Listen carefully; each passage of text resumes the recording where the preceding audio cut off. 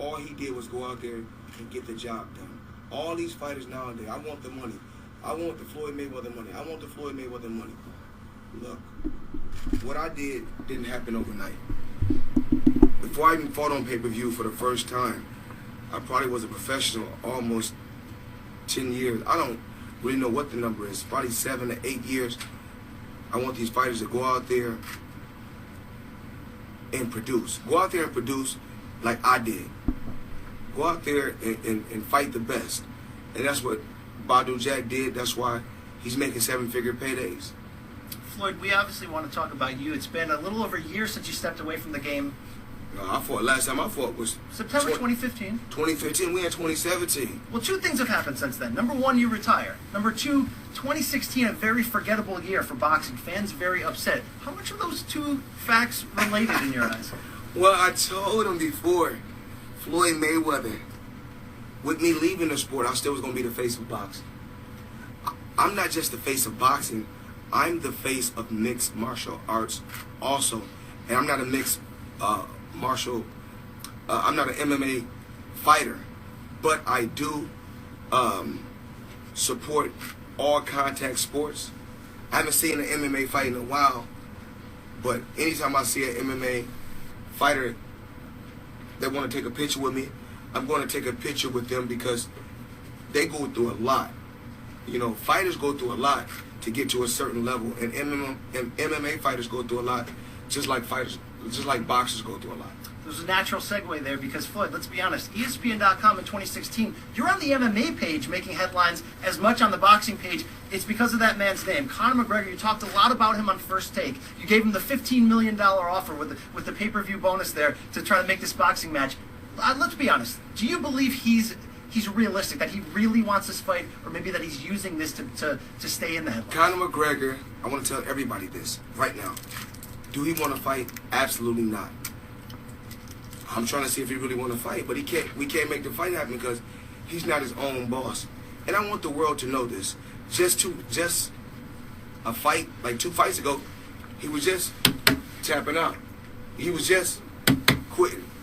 They said, a lot of fighters, you got legendary fighters, you got fighters of today, you got MMA fighters. Everybody say, Floyd Mayweather, do what's wrong. Call me what you want to call me, but I'm not a quitter. I don't quit. He did run back that loss in August against Nate Diaz. But he didn't. I still thought he lost. Close 5-round decision. I still thought he lost. And it's wrong that Nate Diaz, when I talked to Nate Diaz, FaceTime, he said that they put him on the shelf. Nate Diaz said, Floyd, I want to fight. He said, ever since the second fight with Conor McGregor, they put me on the shelf. I'm ready to stay busy and stay active. Nate Diaz even talked to me about coming to box. What does that conversation look like? You and Nate Diaz on a FaceTime, you could sell pay-per-view buys to watch that conversation, I would guess. Yes. What's talked about on that kind of call? It's something positive. I encouraged him, don't worry about nothing. Everything's going to play out good. Everything's going to happen. Everything's going to happen. Everything happens for a reason, and you should be A-okay. When you look at Conor McGregor and his ability to sell and market, how much of Floyd Mayweather do you see? Everybody is saying this. If Conor McGregor is kind of still in the Floyd Mayweather blueprint, as far as with the cars, kind of like with the jazzy dressing, I can't knock him. He's doing the right thing. He's doing what he's supposed to do. No different from every fighter piggybacks off of the Mayweather name. They're supposed to. Have you two talked? What kind of I don't even know business him. Discussions, anything? I don't even know him. I think I seen Conor McGregor fight.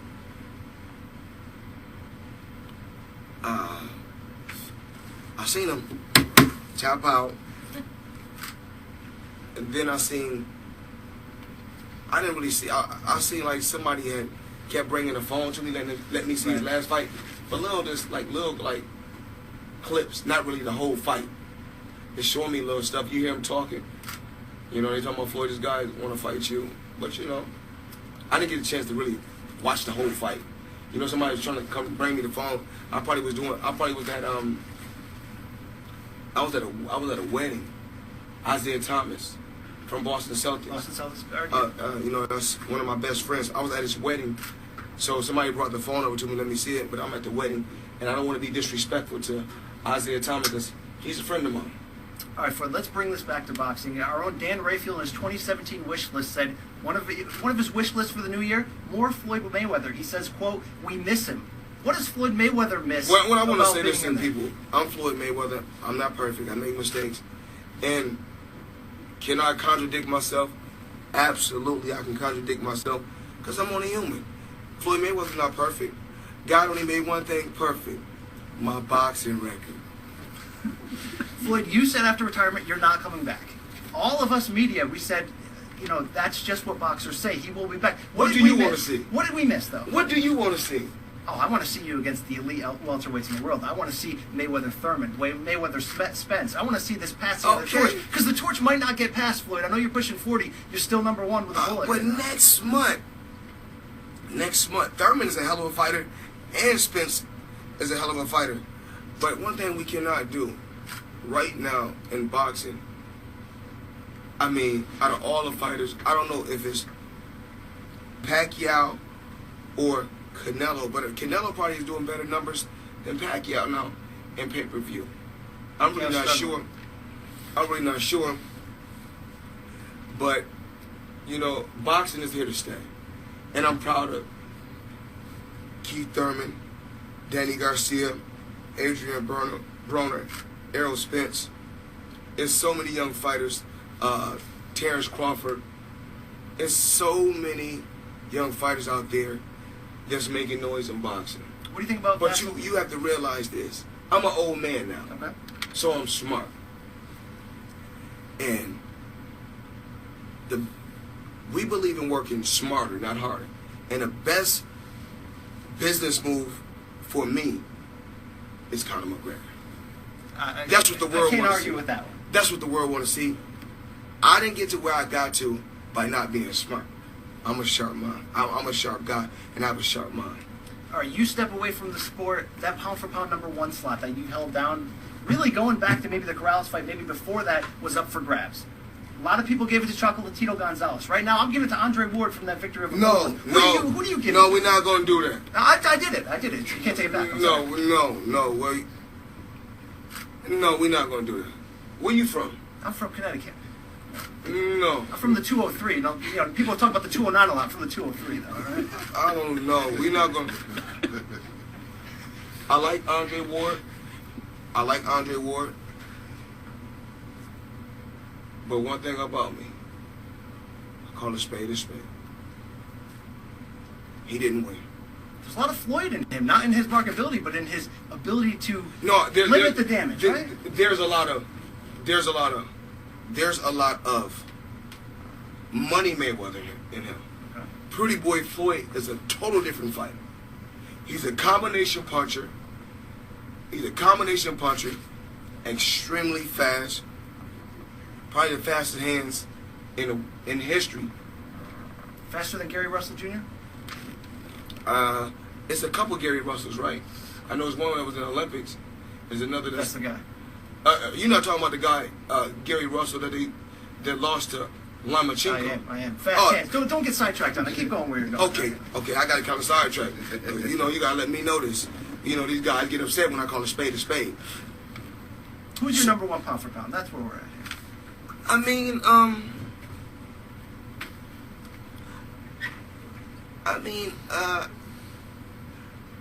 I can't really say. I mean,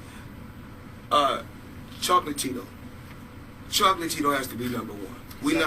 We're not going to do that because he haven't lost yet, and he's a hell of a fighter. All right, your money, Mayweather. Welterweight is always the money division in the sport. 2-3 years from now, who's that guy that's number one on top? I really think that it's going to come down to two fighters. I think that Terrence Crawford is going to eventually fight Errol Spence, Keith Thurman, or Garcia. But then